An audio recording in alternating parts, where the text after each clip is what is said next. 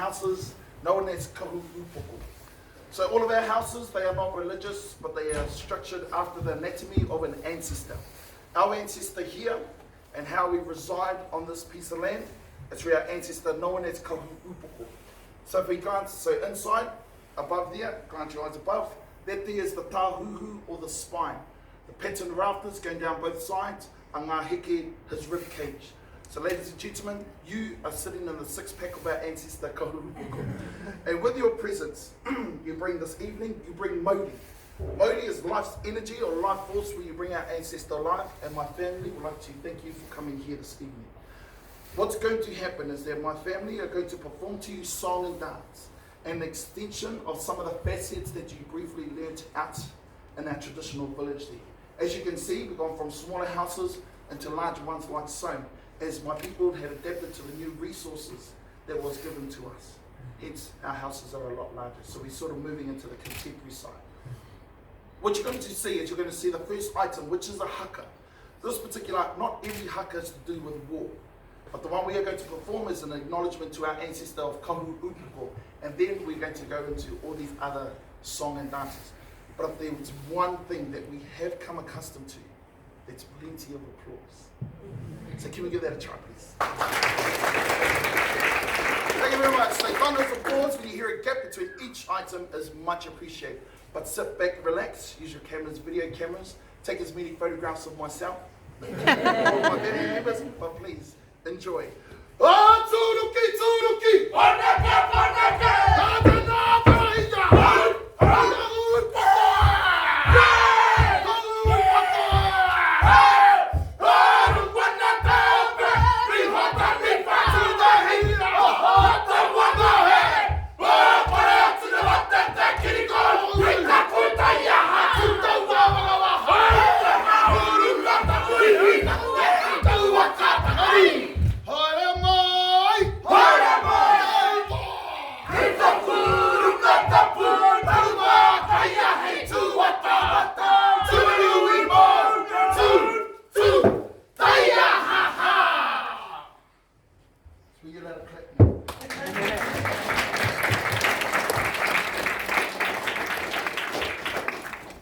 So ladies and gentlemen, I said just earlier when you hear a gap between our items, so anyway, so what we're going to do is we're going to change it. We're going to transport you back in time to the days or the time of our ancestors. The chants, the monotonal and microtonal chants that our ancestors used as a medium to preserve our stories, history and genealogy. Then we're going to go into more melodic songs and dances by this implement here, using this one. The guitar, very powerful tool, and around the 1800s, mid-1800s. Why? Because it was a tool that was used, an instrument, to entice all our youth back into learning our culture and language. Kia ora. Ka re te haroa ki te kororea tapu. Ore, ore, ore,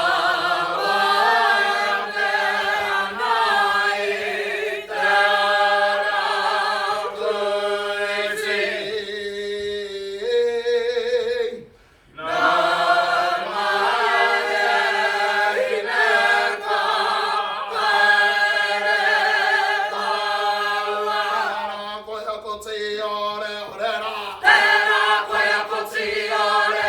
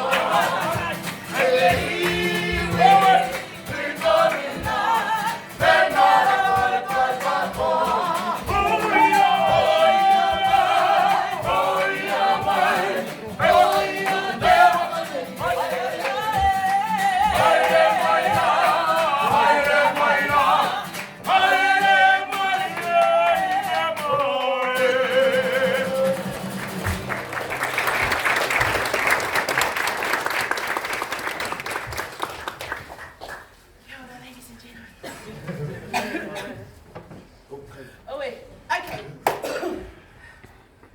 So, have you enjoyed yourself so far? Yeah.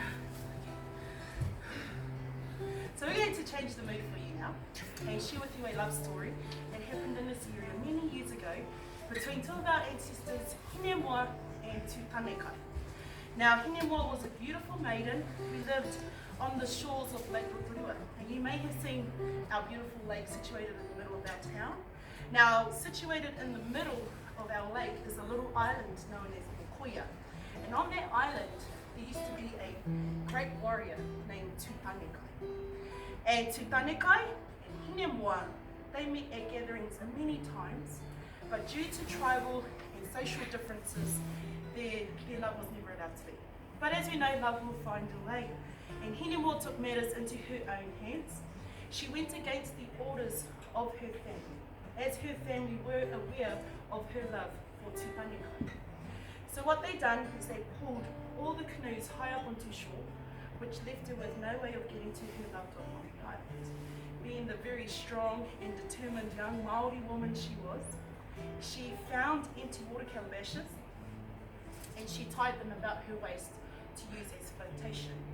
She went to the cold, dark waters of Lake Rotorua and she swam to the island of Mokoia in the cover of darkness, guided by the sweet sound of Tutanekai kōwauwau on his flute.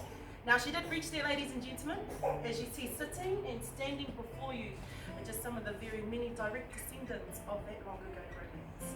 So in their honour, we present to you Pokare Kareana with our very own Hinemoa and Tutanekai.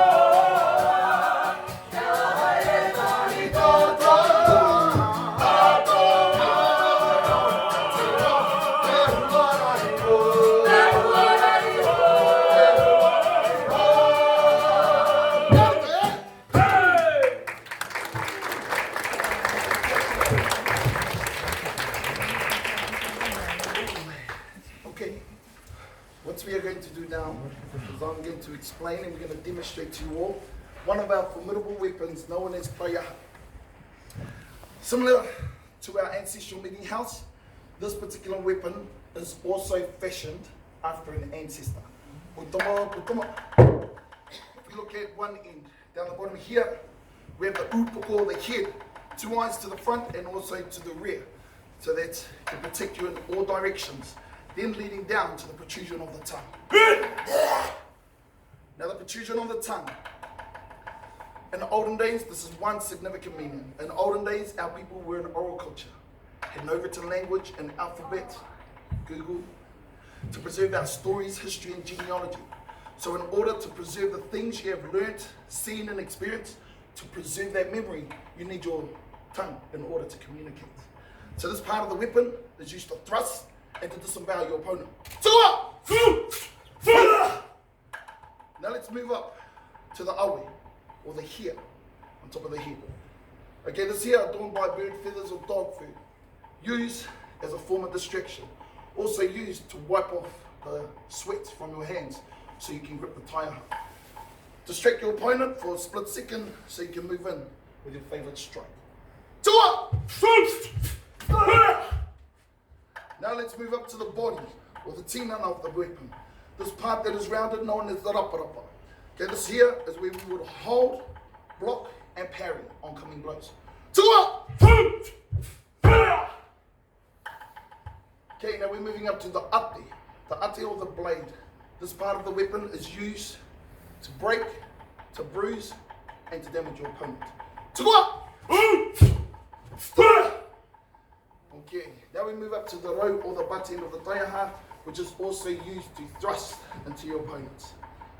What my son and my nephew are going to perform to you now is sequential movements.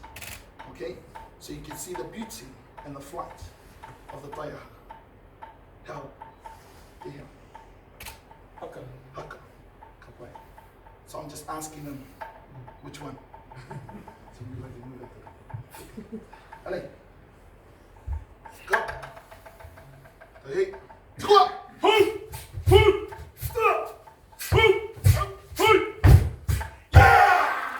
How about giving the demonstrators a round of applause, ladies and gentlemen?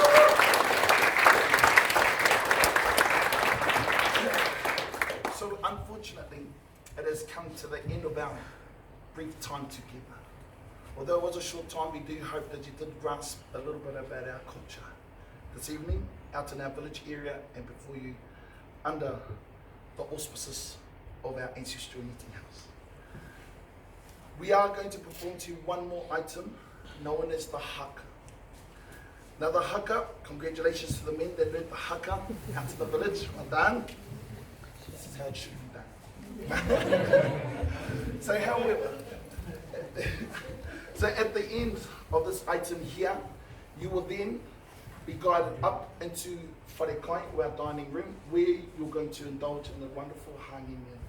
From my family to you all, we would like to thank you for coming here to our home, to our land, for your Maori experience. You just don't know how excited we are that you are here today. So today's performance, we are ticking as we go along, as our borders are closed, as that today is our 9th show this evening. Okay, oh, sorry, thus far, post-COVID.